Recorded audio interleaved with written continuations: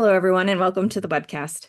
My name is Christine Dorsey Davis. I'm the Executive Director of the Ohio chapter of the American Planning Association, and I am your webcast moderator. Today is Friday, February 23rd, and we will be hearing Designing for Wildfires, Information for Planners.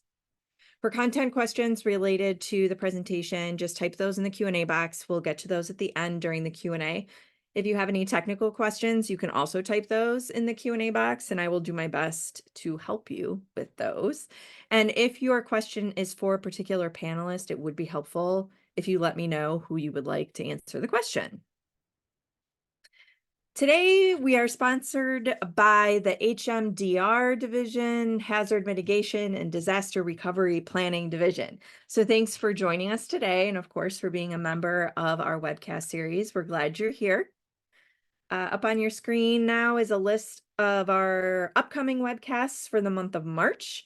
So be sure to head over to our website, ohioplanning.org/planningwebcast, to register for these and future sessions. Today's session has been approved for 1.5 CM credits and one of the Sustainability and Resilience required AICP credits. You can log those credits by heading over to planning.org, log into your MyAPA account, and from there, which can be found on our website, again, ohioplanning.org/planningwebcast. And for clarification, these CM credits are specifically for those of you who are AICP certified. If you're on social media, be sure to like us on Facebook. That's where I post important date or time changes when new sessions are available for you to register for. So be sure to like us so that you get updated. And subscribe to our YouTube channel. Just head over to YouTube and type in Planning Webcast, and we'll pop up along with our almost 500 session recordings, all available for free. So we record all of our sessions and we post them up there. By subscribing to our channel, you can get notified when new sessions are available for you to view. So with that, again, if you have questions for our panelists, type them in the Q&A box. We'll get to them at the end during our designated Q&A session. And with that, I'm going to turn it over to you, Stacy, to kick things off. Thanks, Christine.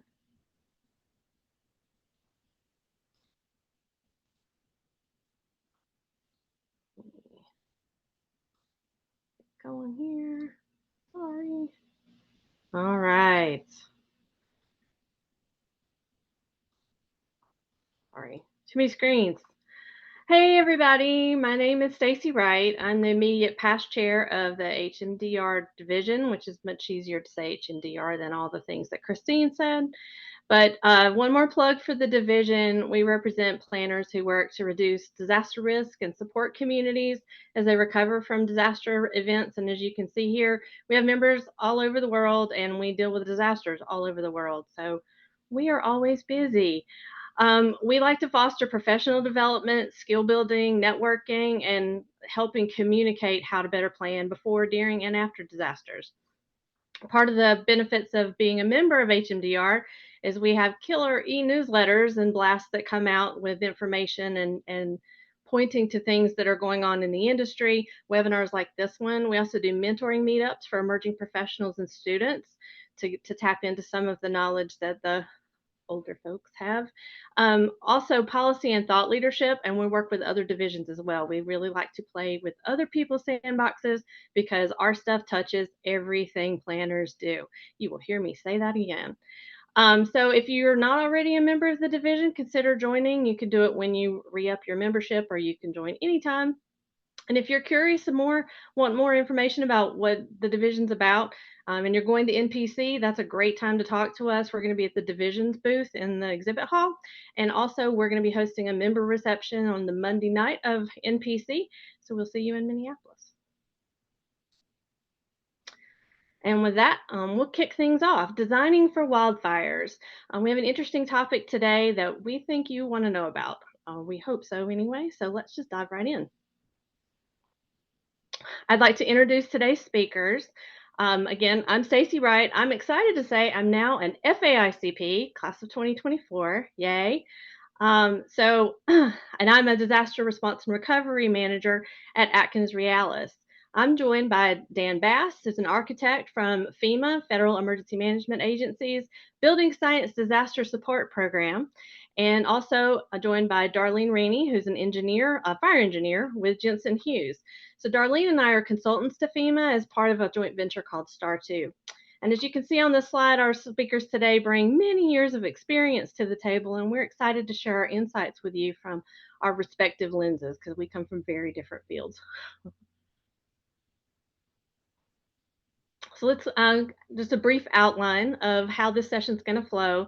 We're going to start out with an introduction from FEMA and tell you more about FEMA's mitigation assessment team for the 2021 Marshall Fire in Colorado, and then share some of the guidance and recommendations and observations that that team thinks that you should know about. And then we'll wrap up by sharing some additional resources and then open things up for questions. Of course, as with anything FEMA or hazard or anything else that I personally deal with as a planner every day, acronyms, people, a million acronyms. So here's your warning, there's going to be acronyms, but we made you a slide. It'll actually be available to you when we post the slides afterwards, but if you want to take a quick screenshot, go ahead. We're going to try to spell them out when we can, but when we get excited, we talk in acronyms. And so let's just jump into it. Dan, take it away. All right. Thank you, Stacy. I appreciate it.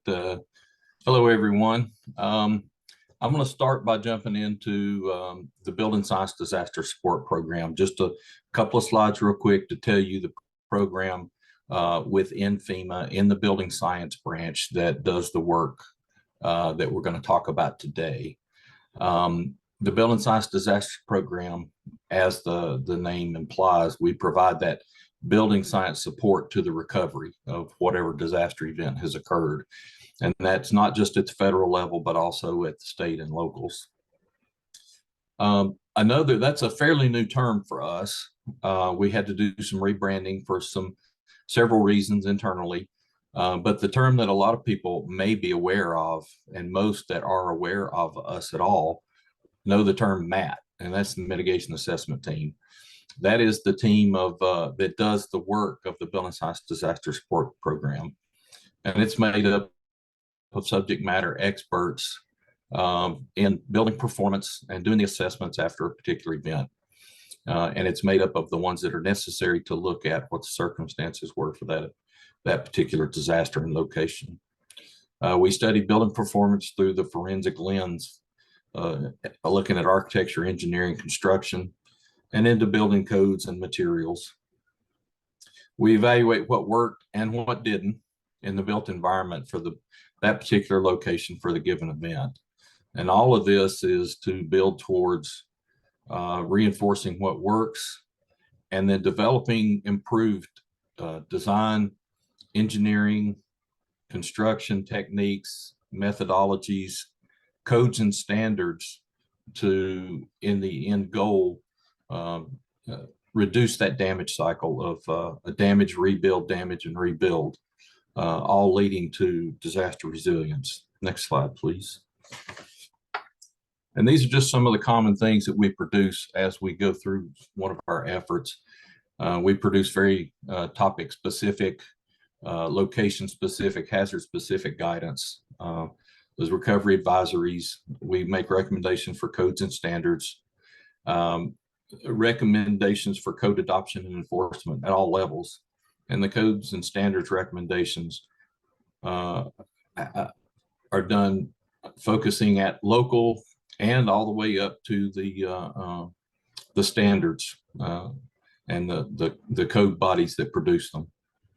We look at regulatory guidance and support internally and externally, all about building the disaster risk reduction minimum codes and standards.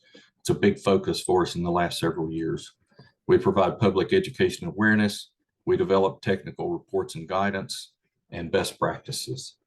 Next slide. And I'm turning over to Darlene.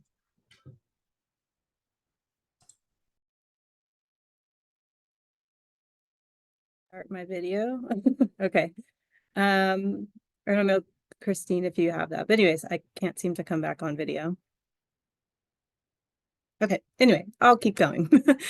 So yeah, thanks, Dan. So before we get into sort of the meat or the heart of the presentation, we thought it would be worthwhile to talk a little bit about what the wildland-urban interface, or WUI, is, as this is the spatial domain or area where wildfires have the greatest impact on people and places.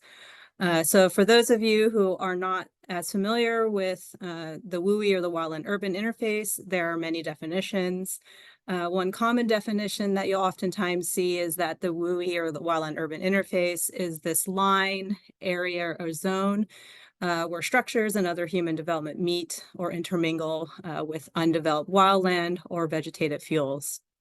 And so what this ends up meaning in reality is really that the WUI is not this hard and fast line in the landscape, but this continuum from the wildland space to rural, suburban, and interurban environments. And you can see this diagram here sort of showing you that continuum. And that wildland, I guess, also want to bring up, nope, can you go back, Stacey? And so one other thing to kind of point out is that wildland or WUI fires also don't just occur in timbered forests, but also occur in grassland and shrubland environments, which is what we saw not only in the Marshall Fire, but also recently in the Maui fires. Anecdotally, when we were out conducting the Marshall Fire MAT, there was a commonly held misperception, not just by the public, but also by government agencies, that the foothills of the Front Range of Boulder County, where the fire occurred, was not considered the WUI, when in fact it actually is, and historically has had significant fires spread down from the Front Range and into the Great Plains. So next slide, Stacey. So given this definition of the WUI and the spatial understanding of where it can occur, I think it's also important for us as planners or engineers like myself, and architects and other designers to understand some of the key factors that markedly influence not only the severity of fires in the WUI, but also their associated impacts. This obviously allows us to then develop more effective and more holistic mitigation strategies. And so if you are familiar or look at a lot of wildfire references and resources, you may notice that the degree of the WUI fire hazard or risk is oftentimes described by this fire triangle, just shown in the upper right corner. And typically this is comprised of weather, characteristics, vegetation, and topography. This is obviously a very simple triangle to describe fire hazards and potential severity, but it obviously ignores the influence of various factors that you'd find in the built environment. And those factors not only can introduce additional fire hazards, but also increase the likelihood of fire spreading into the built environment due to the range and heterogeneity of different urban fuels, as well as building typologies. It also defines the potential range and extent of impacts to values at risk. These include factors that go beyond just the physical environment, but also like key characteristics of populations, demography, social vulnerabilities, and other characteristics that are important for us to understand the holistic WUI fire problem. So next slide. Now I'll hand it over to Dan to talk about the specifics of the Marshall Fire and some of the key observations that we found. Yeah, thanks, Darlene. All right, just real quick, going to touch on the specifics. The event date was December 30th, 2021, so right there at the end of the year. It affected Louisville, Superior, and unincorporated Boulder County, and this is between the greater Denver area and Boulder, Colorado itself, just to give you a little reference of location. It was the most destructive fire in Colorado history. It burned a little over 6,000 acres, destroyed well over 1,000 buildings. Most of them were residential, about 2% were commercial. There were some additional buildings damaged. Obviously, primary residential. It burned through the suburbs. That all these communities are primarily suburbs of the greater Denver area, and then Boulder as well. And there were multiple wildfires incidents simultaneously. So this spread and jumped around and created multiple fires. It wasn't just one single fire that burned all of this. It spread and multiplied. Next, please. And the time frame for this was really quick. And I'm not going to go through this timeline, but we put this in here to show, this is out of our report, that it basically started about 7 a.m. The morning of the 30th.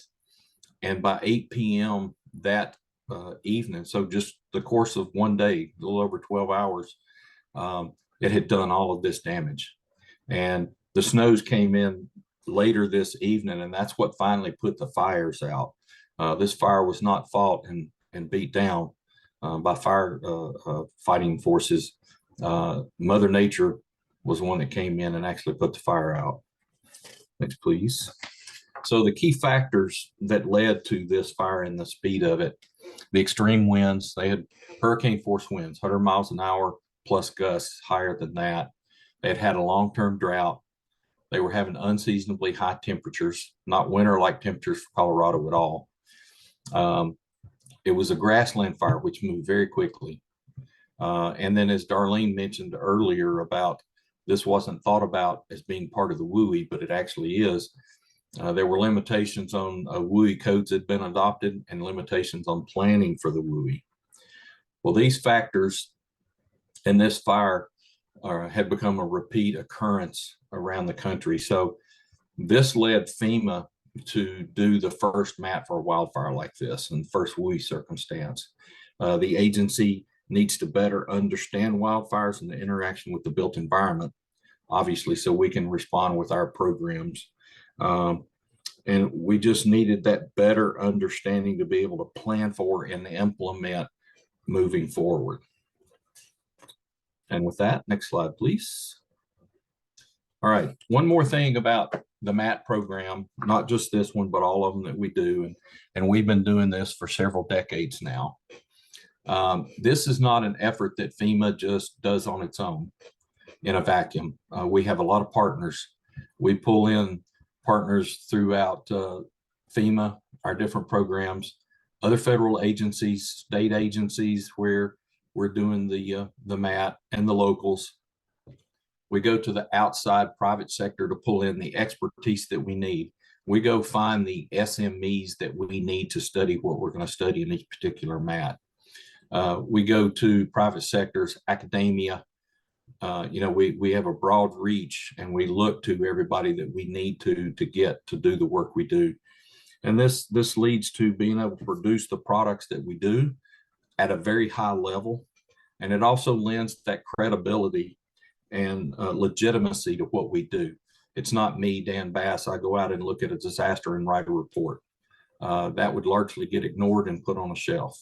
So going out and getting these outsized recognized experts really lends to the credibility. Next slide. So for this particular effort, these next two slides cover 6 of our key observations, and we've got many more. There's dozens and dozens of observations that lead to recommendations, but some of the real key points here I'm going to touch on quickly. The structure and housing density and separation. You can see from the first photo, this was a very densely built area with a significant population, even though it wasn't a huge area as far as acreage, if you want to look at it that way. Competing multi-hazard mitigation and factors, and we'll talk about that later. There were significant unmanaged and poorly maintained common and public open spaces. Next slide, please. Insufficient parcel level vegetation management, which kind of plays with the third recommendation about the poorly maintained areas. And parcel level gets down to, homeowners and subdivisions and dealing with the leaves, mulch, trees, hedges, and so forth. Non-structural combustive attachments to buildings, the decks, fences, those different things that are built up to the house that can act as wicks. And then lack of member protection in the structures themselves, the openings in buildings. And buildings have lots of openings and not just windows and doors like we commonly think. But in the photo on the right, you can see different vent openings and things, and even up in the eaves and attics. So protecting those. Next slide, please. And with this, I'm going to turn over to Stacy, and she's going to speak about guidance and recommendations. Thanks, Dan. One of the first things that the MAT does during its work is look at existing resources, what's already out there. So in the wildfire space, we found several really good resources that you may or may not be aware of. So we're going to bring them to your attention because they were really helpful for the MAT. This, of course, includes APA's 2019 PAS report. That was 594, Planning the Wildland-Urban Interface. If you're a planner and you haven't read that one already, consider that homework for today's webinar. And also we had some resources through the National Fire Protection Association, or NFPA. There's a lot available there, more than a slide's worth, but we only listed one here because we only had so much room. But there are lots of other knowledgeable groups putting together helpful information, including the National Wildfire Coordinating Group, the Community Wildfire Planning Center, and the state of California really is a leader in wildfire planning guidance as well.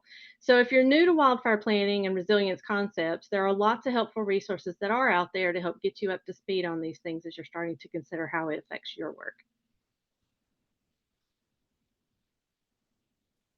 So yeah, in addition to these like sort of planning level resources that Stacy touched on, there's also a number of existing sort of more building parcel level codes and standards related to wildfire resiliency, from anywhere from building and fire codes and local standards, all the way through to more kind of general guidance documents that are produced by various agencies at federal and state level, and a lot of research information and other types of wildfire resiliency programs that exist both at state and federal level. So a lot of additional resources that are not just at the planning level, but maybe more into the sort of detailed design as you get closer down in scale to the building level.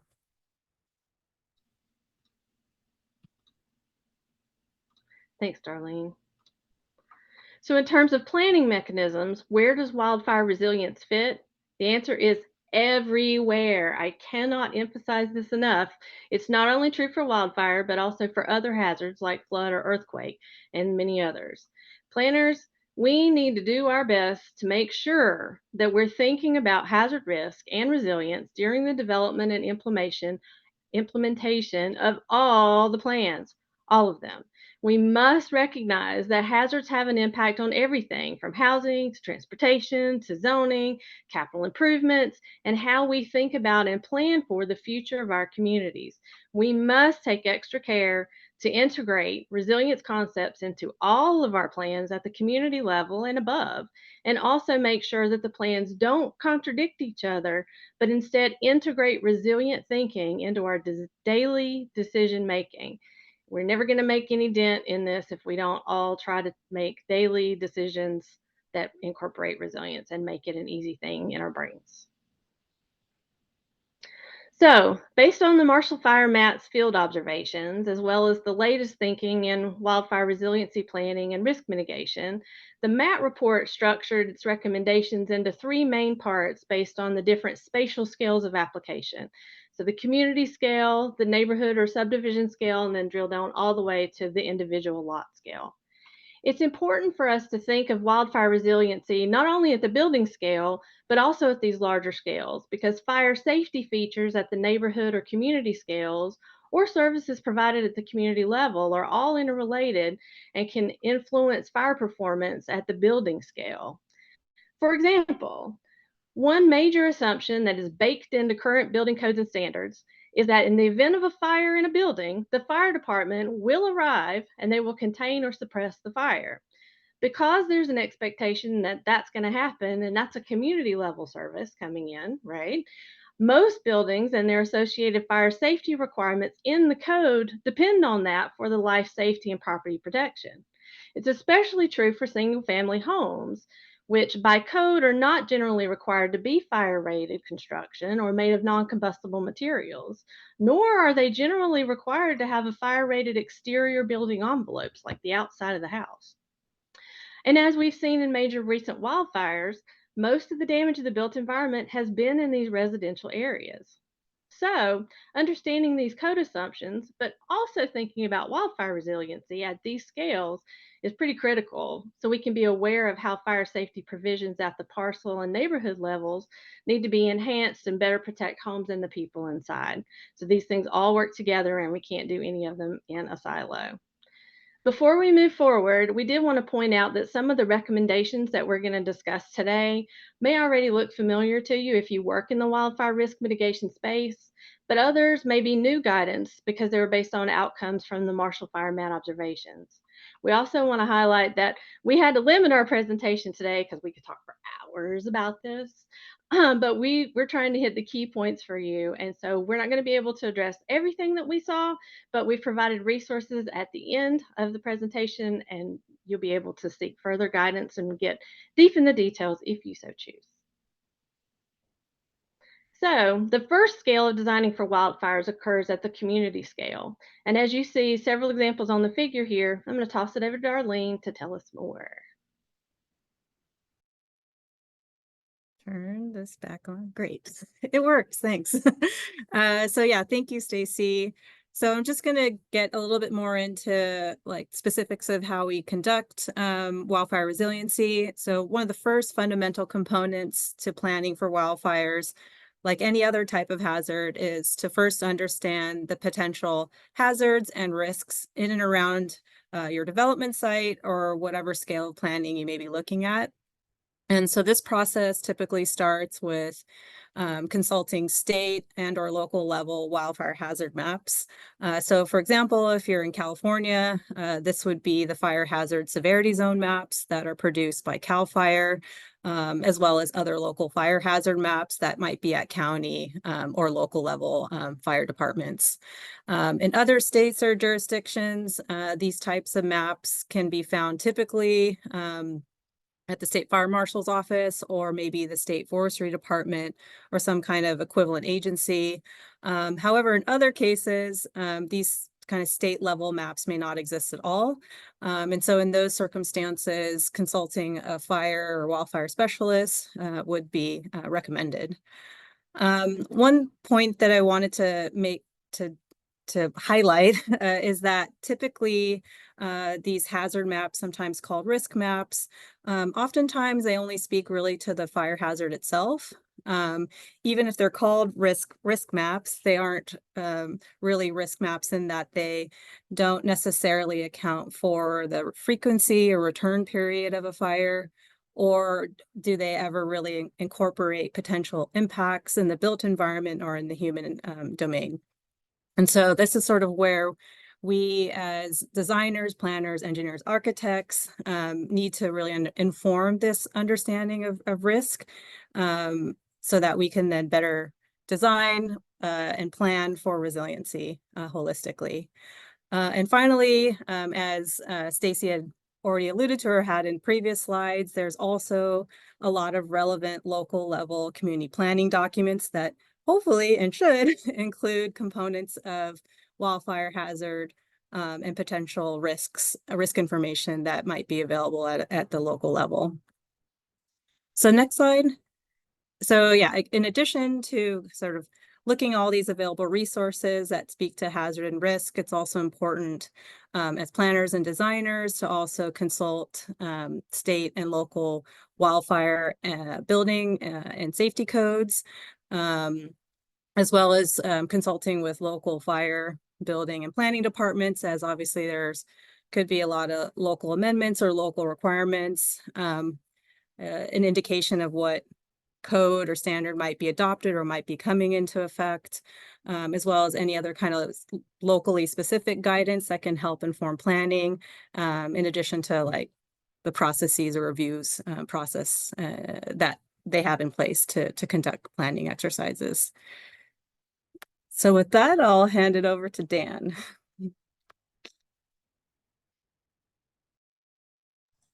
All right. Thank you, Darlene.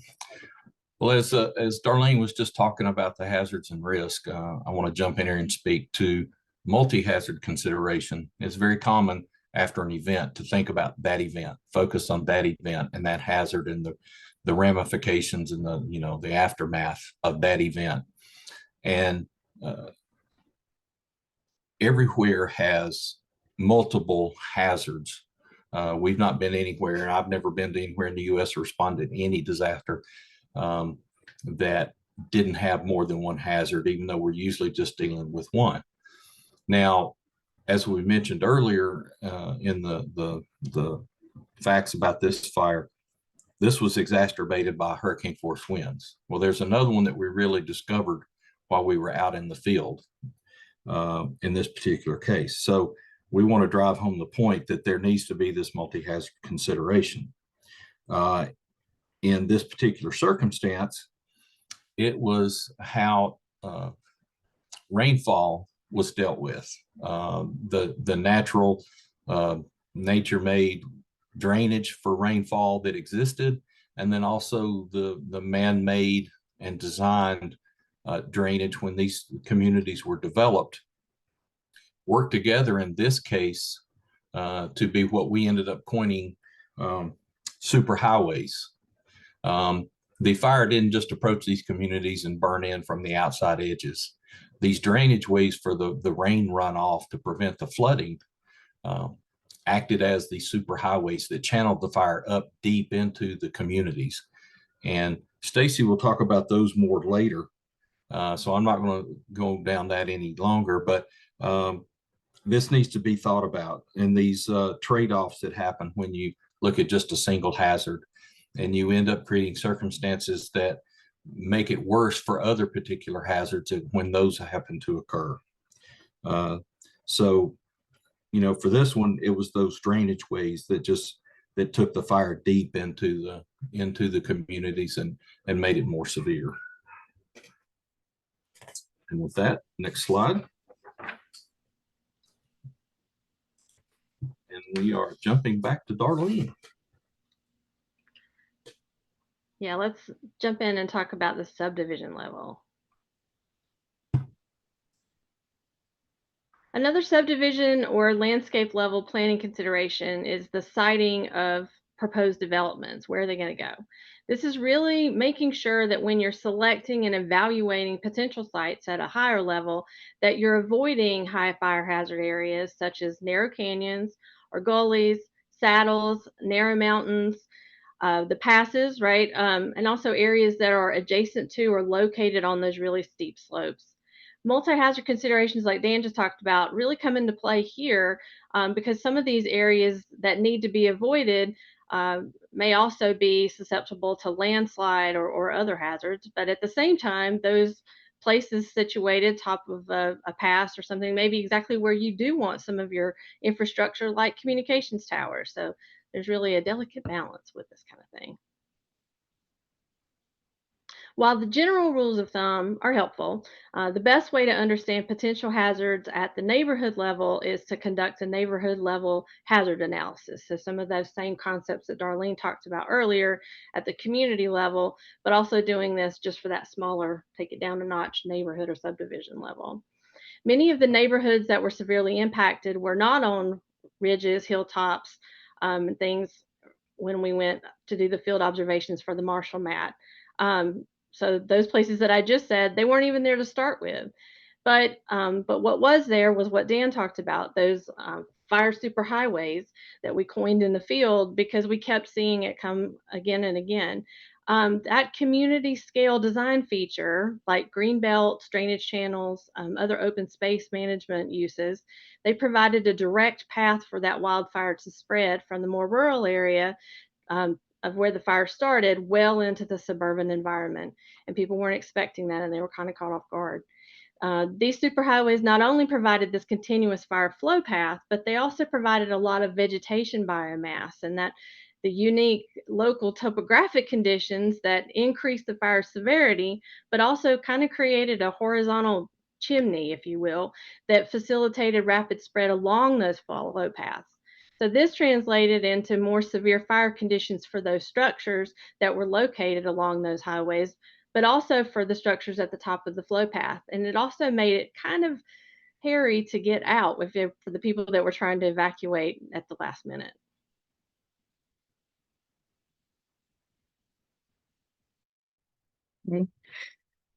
So Stacy obviously went through some of the commonly known sort of, I guess, topographic hazards that you can have for wildfires, and also this sort of new condition and this intermix of the built environment with the natural environment that also creates this sort of topographic hazard for fire. In an ideal world, it would be nice if we can always avoid those locations, but in reality, that's not possible due to various site constraints. And so this slide and the next set of slides provide some recommendations for how you can better plan or design to reduce exposure in these high fire risk areas. So the first condition or example is you have a ridgetop development. And so in this case, if there is availability to provide sufficient setback from steep slopes, that would obviously be recommended. The distance of that setback, which is shown here to be anywhere from 30 to 100 feet, really depends on the characteristics of the slope, how steep it is, what type of vegetation you have, and also just consultation with local fire department, as they may have their own specific ideas or thoughts on how big of a setback is needed. And so not only would a setback be important, but that setback space also needs to be considered what we call defensible space. And so having managed vegetation and reduced fuel loads in that location to help keep fire that may occur on the slope farther away from the development on top. So next slide. So in some cases, your development may not be able to have the space for a setback. And so in this case, you sort of shift where you end up putting the setback, I guess, or field treatments or modifications, and presumably that you hopefully have control over the slope, then you would end up shifting that fuel modification zone or fuel break of 30 to 100 feet downslope from the development. Whether that's in your control or whether you need to get an easement in order to do that. Again, in some cases, because of where the development might be located relative to the slope, the local fire department may actually increase that fuel modification zone upwards of 200 feet in some cases. And then also, just because this particular location is a very severe fire hazardous topography, we would also end up recommending that the structure itself be hardened so that it's also resilient to potential fire. So that can include things like having a 1 hour fire resistant exterior wall, minimizing the amount of windows and openings along that steep slope. And there's a lot of other types of hardening measures that Dan will go into more detail when we talk about higher density, because sort of all these common ways in which to increase resiliency can be applied in many circumstances. So next slide. So another condition that we observed in the Marshall Fire, which Stacy touched on, and which you can also encounter oftentimes in development, especially when you're expanding out from already the existing built environment, is that where you have sites that are along this interface of either large unobstructed wildland space or also large unmanaged open spaces. And so in this context, similarly to what we were talking about when you're in a ridgetop development, is really providing this break, this fire resistive break. And if possible, to create that fuel break using some other kind of inherent land uses that are more fire resistant. So integrating agriculture, fruit orchards, golf courses, roadways, things like that. If obviously that's not possible, then more physical fire barriers, such as providing 6-foot solid non-combustible property line walls, is a way to help increase the resiliency of these types of developments or communities that might be on the interface. And again, there's also be looking at or considering providing some hardening on the built environment side, again, with respect to hardening physical aspects of construction and materials that are used. So next slide. This slide is just showing some of those examples of upgrading the structure.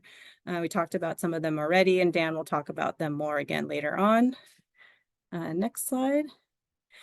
So this third condition, which is oftentimes overlooked, but equally a hazard when you're looking at a new development, is where you have a new development or site that's going to be proximate to an existing development that was constructed prior to having WUI code standards in place. And this can actually be a pretty common scenario because WUI codes and standards for buildings didn't really come into effect, and still in many cases still not adopted in many locations today. But I think California was one of the earlier states that adopted their own WUI code standards, and that happened around 2008. So a large part of the existing building stock and existing developments will be of this condition. And the reason why this is an obvious hazard or concern is that in the event there is a wildland fire and any one of those structures catches fire in the non-WUI development, it's the likelihood or potential for structure fire spread increases, and then now poses this ignition hazard or source that could expose your new development to that sort of built environment risk. And so similar kind of rules and mitigations can apply that we talked on earlier. So, where you have the ability to have some kind of offset or fuel break between your new development and the existing development is advised. And then any of the sort of buildings along that perimeter that are in close proximity to the existing development should also have structural hardening measures integrated into those buildings. So next slide. So I think before we get, Stacy, I think this is out of order. There should be the housing development next, or density. Go ahead and do these first. Sorry. Okay. So before we get into, I think, more details about building scale or parcel scale design or housing density design, we thought it would be worthwhile to just touch on a couple of key concepts. I've already been using the terminology a number of times already. So the first concept that can help to build wildfire resiliency at the building scale is structural hardening. And this is essentially the fire resistive construction materials, detailing, and various types of passive and active systems that can help limit the ignition of a building, but also limit the potential for that building to then spread to another building.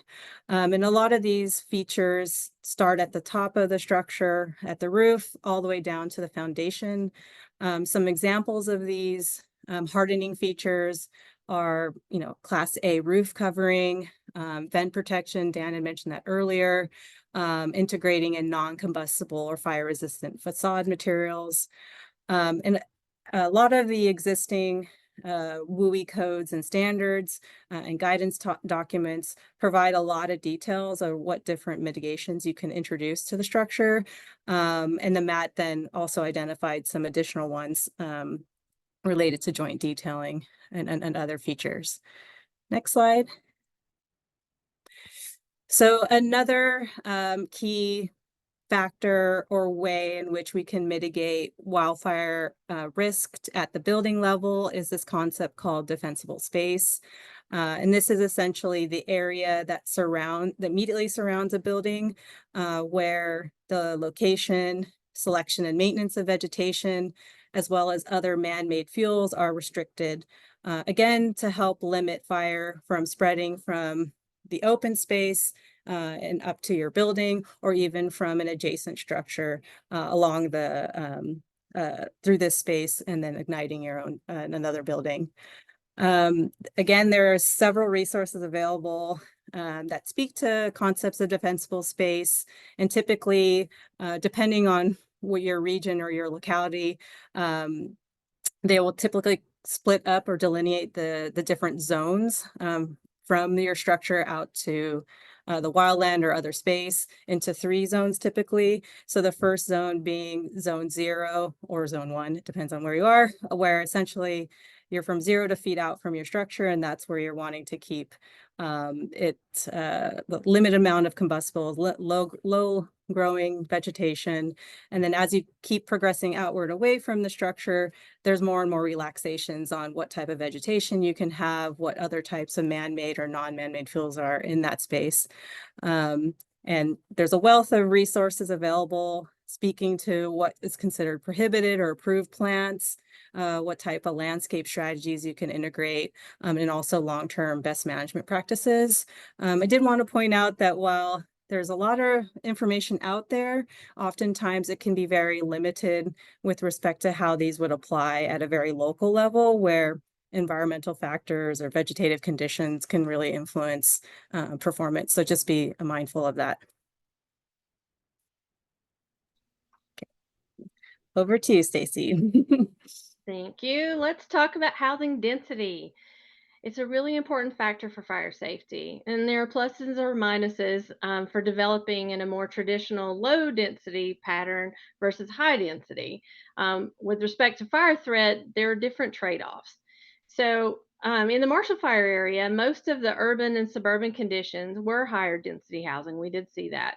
So let's talk about how those compare, because there are a lot of nuances here, and some of the recommendations might actually seem repetitive.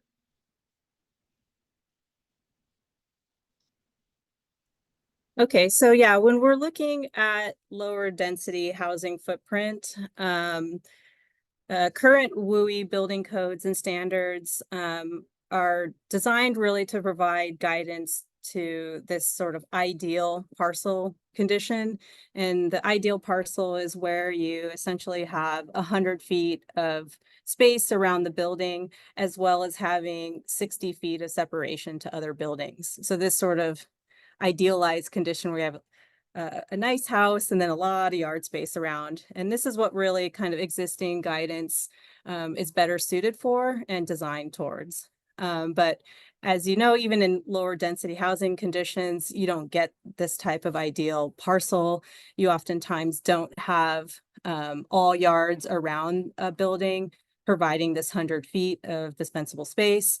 And oftentimes, while you may have setbacks along maybe 2 or 3 sides of your building to another building or property line, you oftentimes don't get that. So next slide.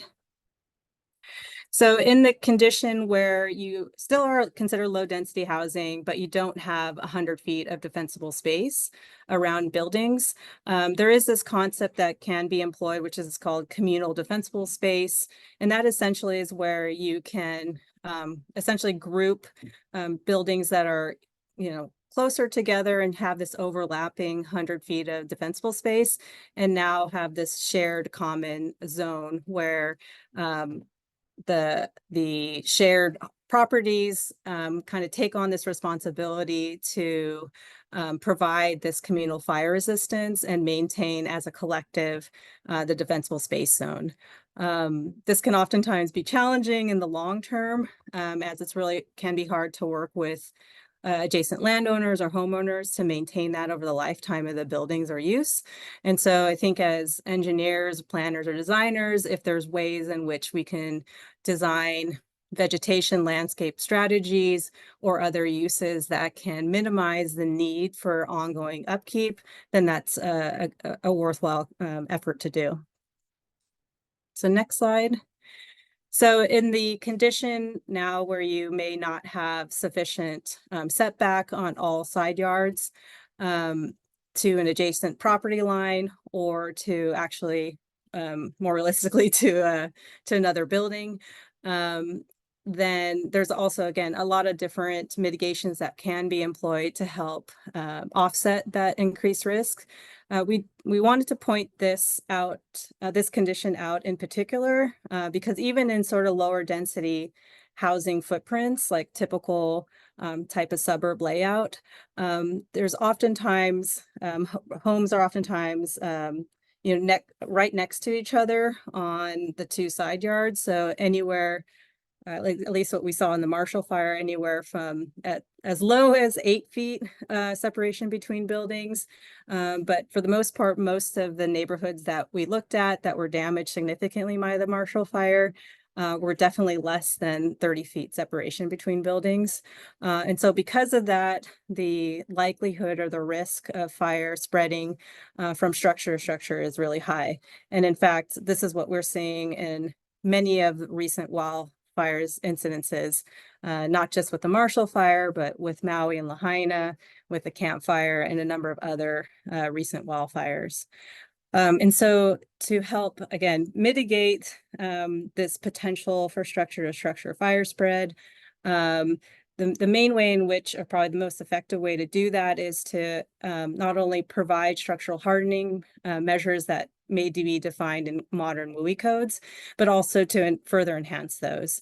And those further enhancements would be, providing 1 hour fire resistance rating for the whole exterior envelope in the building, reducing number of windows, and a number of other factors. And this not only helps with limiting fire from spreading from structure to structure, but as you can see in this image, which is showing a plan view as well as like a ground view of a common residential neighborhood, the Marshall Fire, over the lifetime of a neighborhood, there's obviously a lot of overgrowth that can happen with vegetation. People store things in their side yards. So providing structural hardening for the building will also help limit these multiple other fire flow paths from igniting a building. Next slide. So now switching over to higher density housing footprints. As I mentioned earlier, the existing WUI codes, building codes and standards really focus more on this ideal parcel, which is more lower density. And it, for the large part, ignores more higher density housing footprints. And so one way to approach this and still sort of meet the objectives of increasing resiliency, one could employ this concept of sort of treating the entire development or clusters of buildings as one building, and then providing defensible space in this sort of communal way around the whole development. And then where possible, again, integrating in, fire resistant land uses such as fruit orchards and golf courses could be a great way to provide this defensible space and have dual land use purposes. But on top of having, well, I guess not exclusively having this defensible space for the entire development, but because we are now having a lot of buildings closely spaced, there's a risk of this, again, the structure fire spread. And so providing structural hardening measures and enhancements to the baseline structural hardening measures that are in codes are of critical importance. And so I think the next slide, Dan, is going to talk in greater detail about the various types of enhancements to structural hardening, particularly that came out of the Marshall Fire and our observations there. Yeah, thanks, Darlene. As Darlene just talked about, and as Stacy mentioned moments ago, structural hardening is pretty key. I'm not going to go into this in depth because it gets really in depth. We've had a couple of slides already, so I'm going to mention some high points here. And at the end, we'll give you guidance on where to go to really dig into this if you want to. And you'll get all these slides once this presentation is over. We've got a PDF of all of these that will be made available. A couple of things I want to touch on specifically, and we've talked about fire resistant materials, and the material go into fire resistant materials a lot. That's one key thing, but assemblies are real important. And Darlene's talked about the close proximity and these higher density, where the fire will just spread from one structure to another from the heat alone is enough to do it. So those materials that can withstand those heats and fire specifically. And one thing we've not talked about much yet, maybe not at all yet, but we've talked about fire spread mostly, but there's the ember cast that comes from fires. And the way a lot of this fire jumped around and there ended up being multiple fires was just where the embers were in the high winds that we had here were cast. So fires were started where the flame front from the main fire didn't even reach. And that happened a lot in these communities that the embers came in. And one thing that most people aren't aware of, buildings breathe in and out. So this vent covers, we mentioned once before, putting the proper screening over them to keep those embers out is very important, because those embers can get in and start the fire from the attics and burn down. Or we've noticed them catch fire on landscape at the bottom edge of the walls and burn up from the bottom edge into the inside the walls, even if there maybe was fire resistant materials that was the final outside cladding or veneer. So it's real important when you get to assemblies. It's not just those fire resistant materials, but it's that whole assembly that makes up like the thickness of a wall or the thickness of a roof. And it's not just the materials, but it's the detailing on all the edges and corners. Anywhere one of these fire embers can catch in can potentially start the fire right there. So it's real important to look at all the details of how buildings are put together. The key concept is minimize openings from doors and windows. But as I mentioned earlier, there's a lot of other openings in a building. So that's where the screening really comes into play. Next slide. So we've talked about the building itself, but let's touch on, for the windows, that the double pane or tempered laminated glass is very much more resistant than single pane glass or regular glass. We talked about the wicks early on. Those non-combustible decks and patios and fences use materials that won't readily catch on fire and then take the fire to the structure. We've talked about the defensible space. So those ember resistant zones right around the structures. It's very common all across the US and around the world where I've traveled to put vegetation right up against the buildings. It's not a good idea for fire resistance. Because those can catch fire and then catch the building on fire. So those non-combustible zones between them is very important. And then one thing that is commonplace in non-residential construction and non-residential building codes is to have fire-rated wall assemblies. We don't do it in residential, but in high-density developments like what we saw in the Marshall Fire and we see all around the country, and around the world, that may be something that building codes need to go to. We need to start having fire-rated wall assemblies and roof assemblies when we've got close proximity from building to building. Next slide. Okay. Oops, sorry. So we've been talking a lot about wildfire resiliency for building infrastructure and for obvious reason. But as we've seen in many wildfires, and not just the recent Marshall Fire or Camp Fire, Maui wildfires, vulnerabilities in transit infrastructure, particularly for evacuation needs, has resulted in devastating levels of loss of life. And, some of the key issues for planning for access and egress for wildfires is that most road networks are not designed with the idea of having total evacuation, particularly when there's a rapid onset event like a fast-moving wildfire. And so we oftentimes see the transit network breaking down almost immediately, which is also further complicated by the fact that the transit network needs to not only provide sufficient capacities for the general public to egress, but also for first responders to be able to travel in the opposite direction to conduct emergency operations. And so while road infrastructure and evacuation planning are key components for neighborhood and community level wildfire resiliency, we're oftentimes constrained by physical limitations of the transit network at different scales, some of which are indicated here, as well as other factors related to topography or just also having resources to increase capacities and the network. So next slide.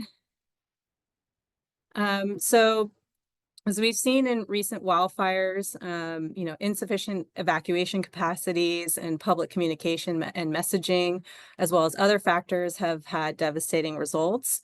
We wanted to show a video of sort of what the wildfire I guess, conditions would be like when, you're an individual and you're trying to evacuate, and just the type of conditions that are encountered oftentimes by drivers, and how dangerous the conditions can be with not only poor visibility, but also just having very severe fire conditions in close proximity as you're on the road, as you're driving out. So, the intensity of heat, flaming, smoke, and other hot gases. Seems like the video didn't work. I'm sorry. But in the video, which we didn't get to see, in the case that it was going to show is essentially that there was someone driving and in close proximity of burning landscape around them, and that it was a single file. Fortunately, in that case, there were no first responders coming the opposite direction, and also the flow was moving pretty well. But you can imagine that if there was a standstill or if there was some kind of breakdown, which is not uncommon in an evacuation scenario, the outcomes could have been a bit different. So because of the potential for very high risk during evacuations with general public and first responders needing to travel through very high fire intensity locations and roadways, we as planners and designers need to better build in wildfire resiliency at different scales. And so to effectively do that, this slide here is for showing at the neighborhood scale, one of the first things that we need to look at is, do we have sufficient number of exits to get people out of a particular neighborhood? There's some existing guidance. It's very limited, and it's really focused primarily with residential developments. So in this case, if you have more than 30 dwelling units, then the code will require that you need 2 exits. And the moment that you need 2 exits, then it says you need to separate those exits by at least half the length of the maximum overall diagonal dimension of that neighborhood. And so, for example, here, if you have 1,000-foot diagonal, then those 2 exits should be spaced at least 500 feet apart. So, as I mentioned earlier, this is the extent of the guidance that exists for neighborhood scale access and egress. It many cases, probably 80% or more, doesn't necessarily apply to the actual configuration of what you might have. And so these are some of the challenges that we have with being able to plan for wildfire resiliency for the evacuation. Next slide. So once you're now, you identified that you need 2 exits, you've separated those exits so that a single fire event wouldn't necessarily block out both of them simultaneously.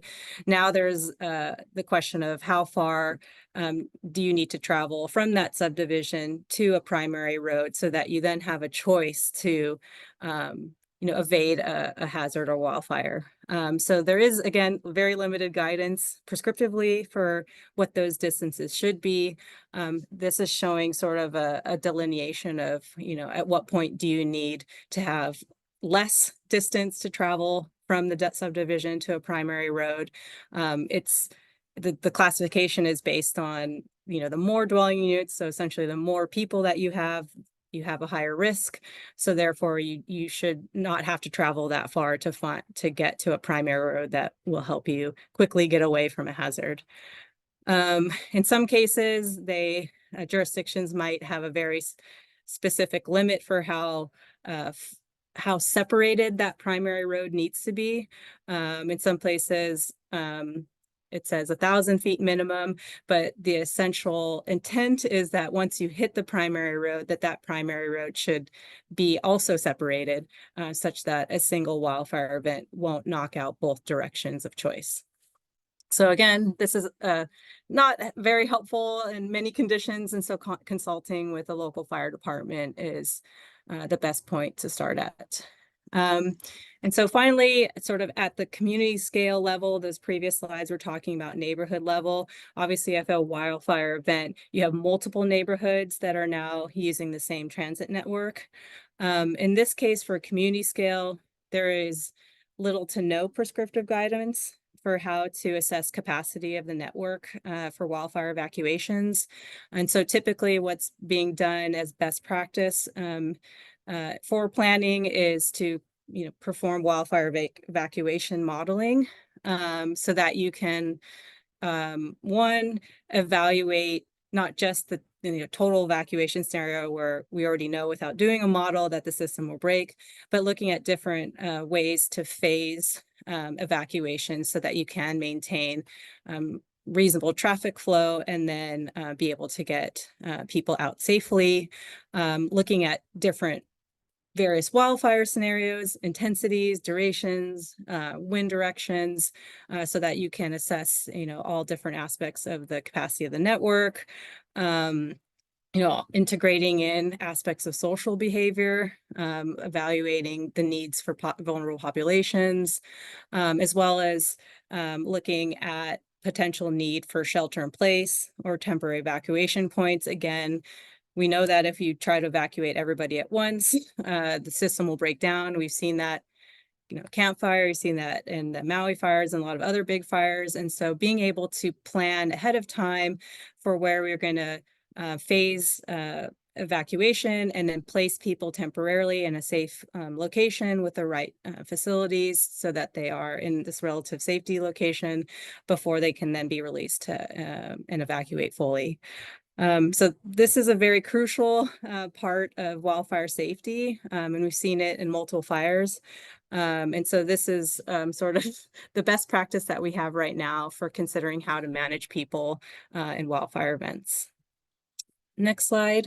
So next set of slides, sorry, I'm just looking at time, are sort of more general guidance of things that also need to be considered when we're looking at wildfire evacuation and resiliency of the transit network.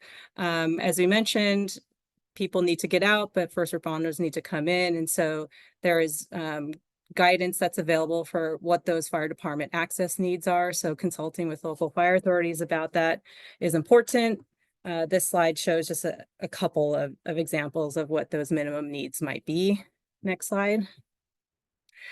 Unfortunately, we didn't get to see the video, but it would have sort of highlighted how critical it is to make sure that that road networks are maintained free and are not impacted by fire moving through them, and that they are passable even if a fire does come through. It's really critical that we have roadside field treatments for vegetation, and so that if people are using this, whether for evacuation or for access, aren't caught in a burnover condition, in which case they you might experience casualties as a result. And so there's spatial guidance for that, and that will vary depending on what type of vegetation you have or topography. This slide is showing two different examples of roadside field treatments in different topographies and vegetative conditions. And you might need to employ one or a combination of treatments in order to help maintain the safety of that road and passability of that road. I did want to point out that you don't necessarily need to moonscape the roadside vegetation, particularly for timbered forests, as you can see on the bottom right corner or image. That's sort of like an ideal roadside field treatment where you have timbered forests, which is essentially, canopy thinning, but mostly surface fuel thinning. Next slide. Okay, pass it over to Dan now to talk about protecting critical infrastructure.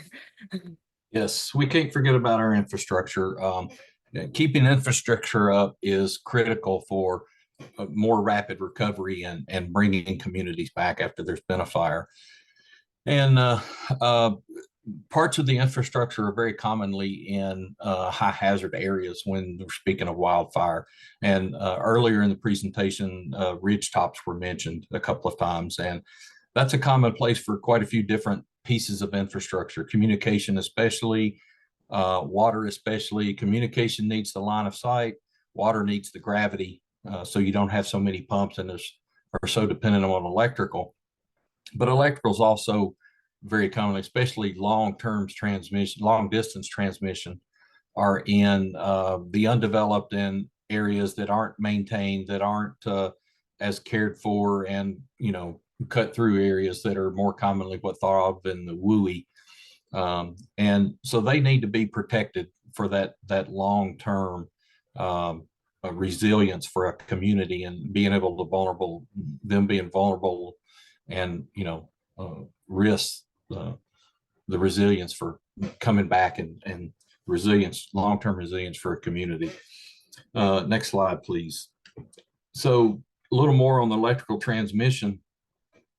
It commonly goes down in fires, and it needs to be protected, especially when you get internally in communities.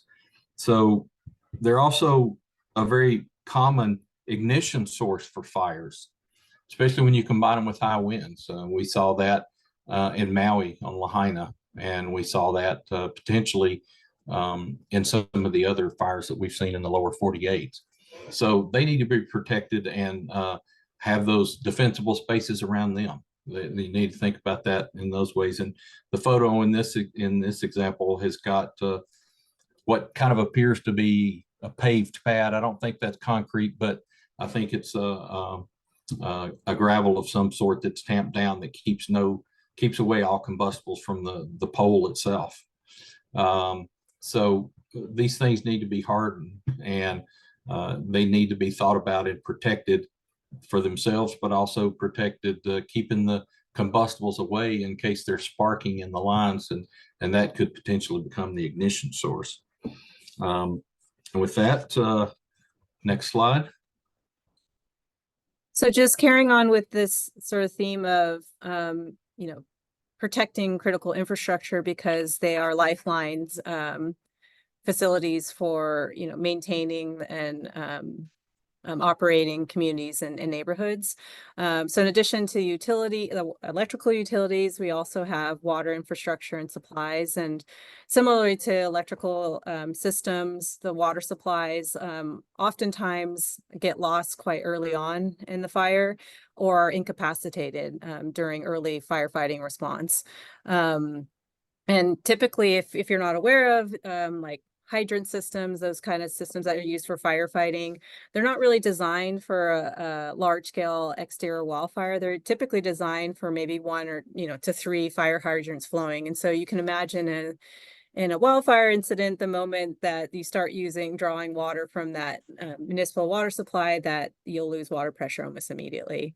And so whether it's a water pressure issue or that you have fire impacting combustible piping or impacting water pumps, you can imagine how quickly the water infrastructure can go down. And in the case of Maui in particular, not necessarily Marshall Fire, the long-term recovery for repairing damaged water infrastructure can probably be more devastating than the loss of the buildings. I'm thinking they're talking about at least a year before the water infrastructure and wastewater treatment facilities will probably be back online.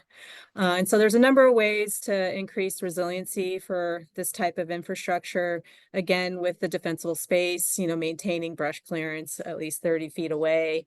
In the event that there's a need to have robust and a sort of resilient water supply for development or some other purpose, that you might consider having an independent water supply and associated power supply.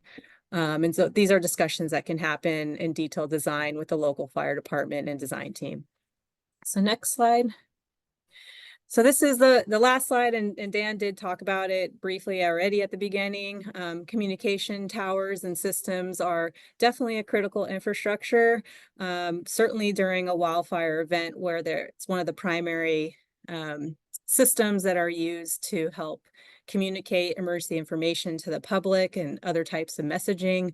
And unfortunately, these systems, because they are located typically at the top of ridge lines or at the highest point, are also located at the most vulnerable position for fire impact. And so they're oftentimes lost early on in the fire. And if this is your only or main form of communicating to the public, can be quite challenging to help manage resources and give information to people for response, but also for repopulation and recovery. And so again, similar concepts of providing anywhere from 30 to 100 plus feet of hardscaping or brush clearance around these towers would be important to help minimize the chance that they get lost during or offline in a wildfire event. So with that, I think I'm passing it back to Stacy. Sorry for rushing. No, No you're worries. good. I'm gonna Yeah. wrap up here real quick. Go here. Sorry, Stacy. Is that No, all you're right? good. Go ahead. Yep. Roll with it. Okay. We got a few just resources here at the end. We finished with the meat of the presentation, but I just want to highlight a few resources. Next slide, please. And I'm going to zip through these real quick so we have a little time for questions at the end. These are the products we produced from the MAT effort for the Marshall Fire. We've got a main report there, and then we produced 7 other topic-specific documents. These are all available online from FEMA.gov. You can go to that web address or scan that QR code, and it'll take you right to them. Next slide. Here's some additional resources outside of us. These are partners that we commonly work with. They're trusted partners. This is good, reliable, viable information. I'm not going to go through these more. You'll be able to see these in the slides once you get the PDF of this presentation. Next slide. And then if there's any questions that you have for us, these are 2 connection points that you have. One of them is our Building Science Branch website. The other is for the Disaster Support Program. These 2 websites have ways of contacting us if you have any questions. We've got some hotlines that can be used if you can just post questions there. Next slide. And with that, thank you. And I think Stacy's going to close us out. Yes, thanks, Dan. I also want to put in a plug for an NPC. We're doing a morning session on Tuesday, April 16th. We're going to be joined by HMDR Chair Molly Mowry, also a wildfire planning expert, and get to talk more about this fun topic. So if you're going to be there, come see us and be a part of that and earn more credits. So with that, I will turn it back over to you, Christine, to do your moderation magic. Great. We have a ton of questions, but we're going to do our best to just roll through as many as we can. My first question is, of those resources that were just listed, do they include links to best practices? There are several questions about that.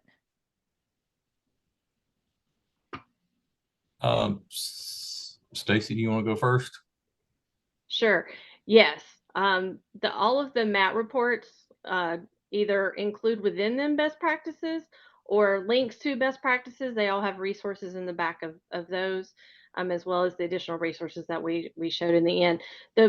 One of the challenges in the wildfire space, depending on what lens you're using, I mean, we have a planner and an architect and an engineer, and we're all coming at it from different angles, but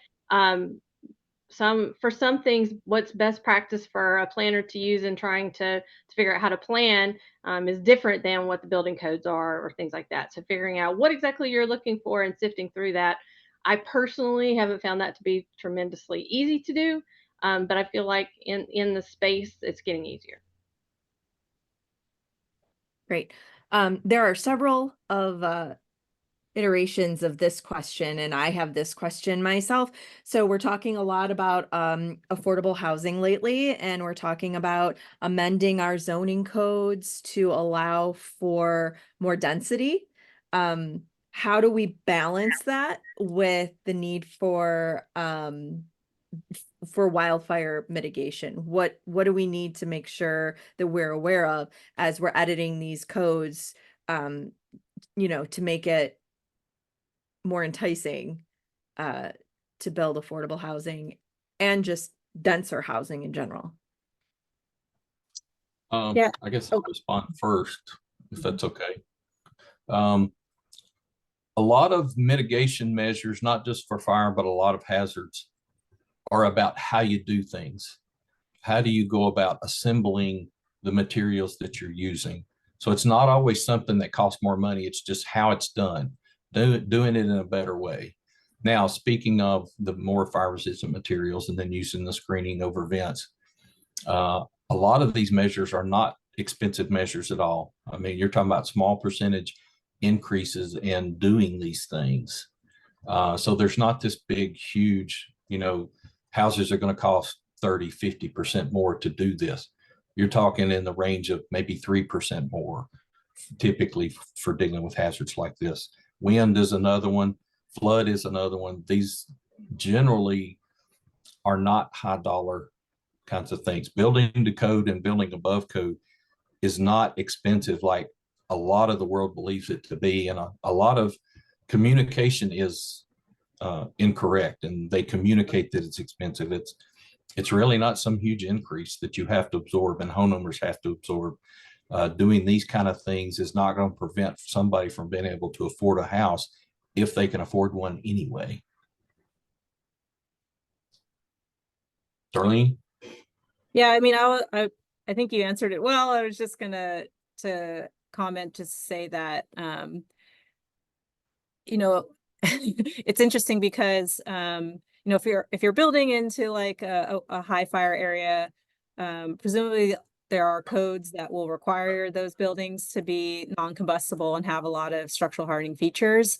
I think that what Dan, we talked about a bunch in the presentation, is that the codes still don't necessarily require that the buildings be 1 hour rated. I think that's some might argue be a provocative recommendation, but it's already been effectively implemented into most other construction types for buildings and sizes of buildings.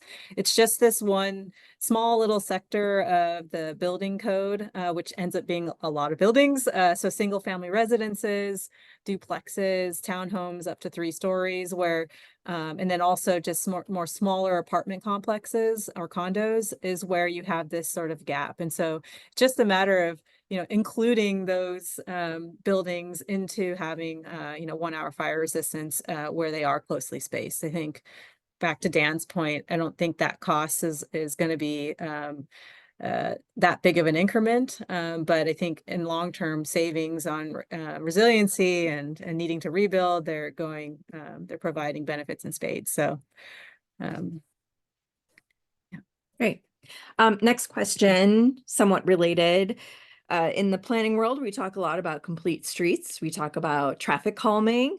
And I guess when you're thinking about an evacuation, you don't want traffic calming measures or complete streets, right? So how do we balance this to ensure that we are keeping, you know, for the majority of the time, everyone who is either, you know, riding or walking on the street safe?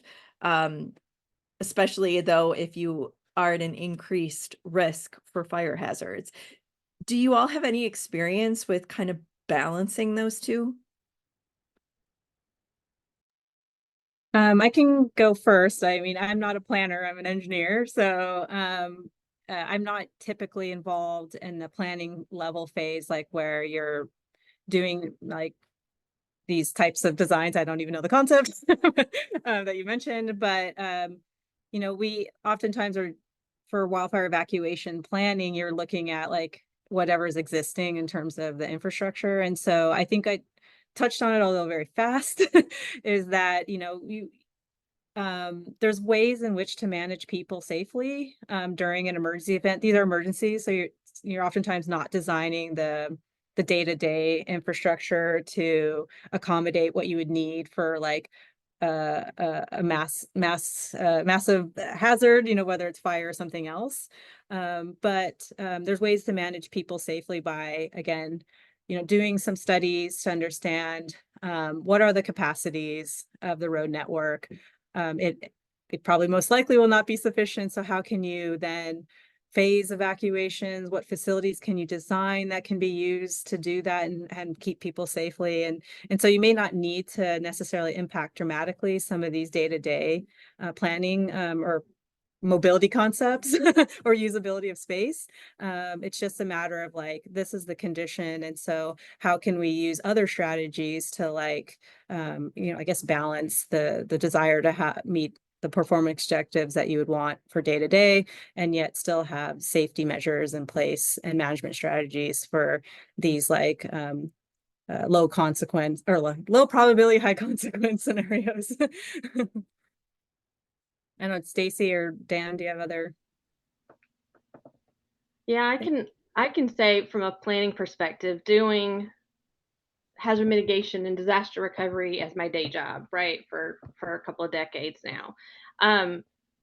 I've spent my entire career trying to tell everybody, just like I told you today, how important it is that we think about things before they happen and that we integrate our plans so that we're having these conversations. So I think just as a profession, we're still in baby steps, right? We haven't you baby step and then you walk and then you run, and we need to be getting to where we're running, but it really depends on the community and how much forward thinking and resilience minded planners are involved at the table with some of these things. So I think we have a long way to go. We do need guidance for these things. I mean, maybe that's a place where APA can step up as we continue the conversation with climate change. These problems are not going to go away. And how can we do that, just more facilitate those conversations, and the best practices, what their best practices if somebody dreams them up, or if somebody's done it. And I think maybe we need to do a better job of finding the people that have already done it, or figuring out what it needs to look like, and getting it out there for planners to be able to really, figure it out and do it and start making change. Okay, we'll squeeze in one more question. As part of the review of the Marshall Fire, has anyone seen any building or land use code changes that have come out of it that are going to work?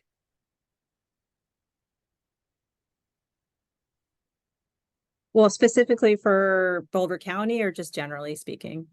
Well, let's go generally. Let's go generally.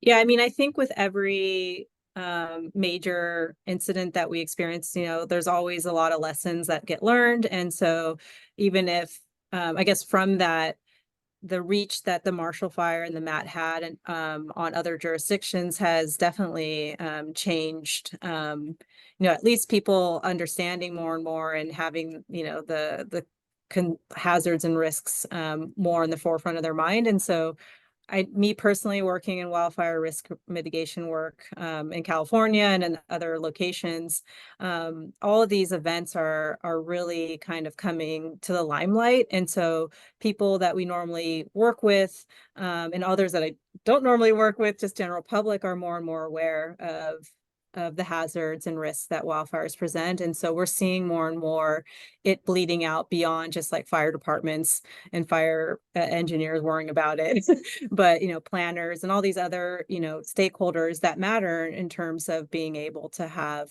changes for zoning, planning, other types of things that influence safety in the built environment. So we're definitely seeing those changes every day. It's pretty rapid, like even with fire departments, some fire departments weren't really concerned about wildfire, but with climate changing and fires impacting more and more new places, we're now seeing, fire agencies and other organizations in historically low fire places now implementing and adopting WUI codes and standards. So I think on a broader scale, it's happening quite rapidly.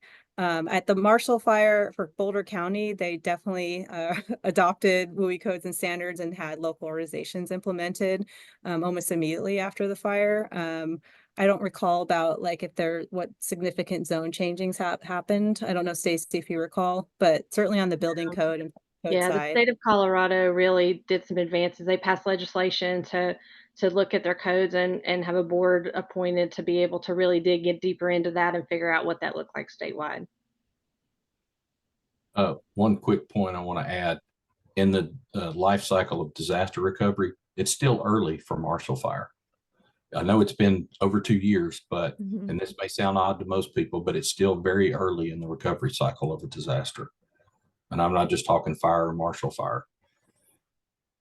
Great. Well, thank you, everyone. We got to wrap it up. Sorry, folks, if we didn't get to your questions, but you know how to reach out. Don't forget to log your CM credits. The recording will be on our YouTube channel, and the slide deck will be on our website. You can get all the links, all the information, all the things to register for upcoming sessions at ohioplanning.org/planningwebcast.